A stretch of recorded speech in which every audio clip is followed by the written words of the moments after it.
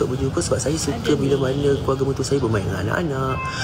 Apa dia berjumpa dengan Fatin sendiri. Saya pun jadi tak banyak cakap. Bertambah ceria. Saya bukan jenis yang banyak cakap. So saya jenis macam macam mana, apa yang saya boleh katakan, saya tak suka dalam kehidupan saya ni ada benda-benda yang negatif. Tidak.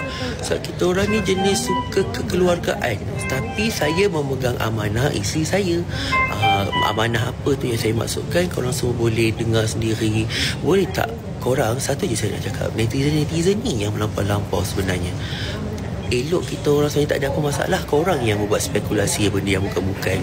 Elok keadaan kita boleh coolkan, terus keadaan tu tak boleh nak cool. Bila korang nampak video itu, ini apa semua, korang patutnya selidik dulu.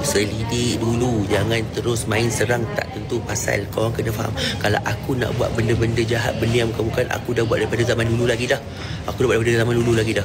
Ada tak pernah aku tak bagi Fatih jumpa dengan family dia, cakap dengan aku? Tak pernah. Lillah, demi Allah, aku tak pernah.